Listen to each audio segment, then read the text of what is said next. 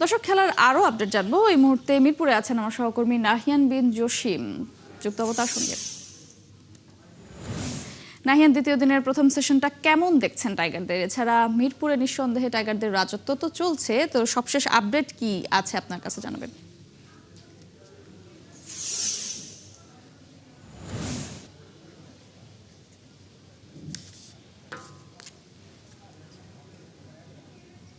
Tiger ব্যাটারদের রাজত্বের কথা বলছিলেন। রাজত্বটা আরেকটু ভালো হতে পারতো, আরেকটু রাজত্ব করতে পারতো টাইগার ব্যাটাররা, কিন্তু তারা সেটা করতে পারেননি। কারণ লিটন কুমার দাস খুব ভালো শুরু করেছিলেন, দিনের শুরুটা ভালো করেছিলেন, কিন্তু শেষ পর্যন্ত 67 বলে 33 রান করে তিনি আউট হয়ে গিয়েছেন।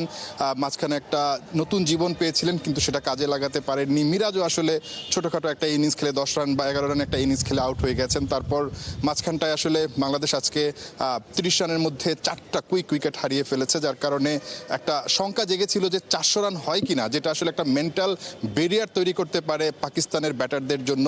সো সেই জায়গা থেকে আমার কাছে মনে হয় তাসকিন খুব ভালো কাজ করছেন এবং তিনি শেষের দিকে এসে এখন মোটামুটি ছোটোখাটো একটা ক্যামিও খেলছেন এবং বাংলাদেশের রানটা কিন্তু তার কল্যাণে 400 রান পেরিয়েছে।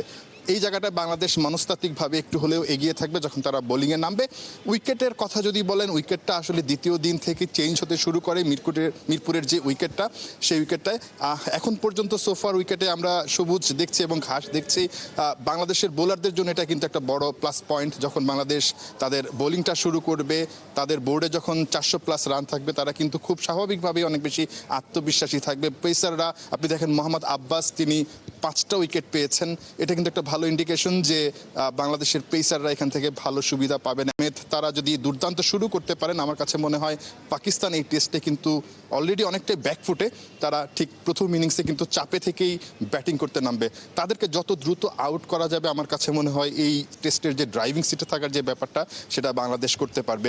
ব্যাটিংটা নিয়ে একটু আফসোস, মানে যেভাবে শুরু করেছিল আসলে বাংলাদেশের ব্যাটাররা, শান্তর কথা বলতে পারি, মুমিনুলের কথা বলতে পারি, শেষের দিকে এসে বাংলাদেশ একটু এলোমেলো করে ফেলেছে। আসলে আমার কাছে মনে হয় রানটা যদি 500-র কাছাকাছি যেত, আমার কাছে মনে হয় এটা অনেক ভালো কিছু হতো।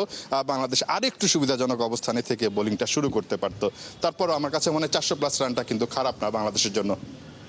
ধন্যবাদ নাহিনা আপনাকে। আপনি থাকবেন, পরবর্তীতে আপডেট জানতে আবারও যুক্ত হবো আপনার সঙ্গে। দর্শক, মিরপুর থেকে যুক্ত ছিলেন সহকর্মী নাহিয়ান বিন জসিম।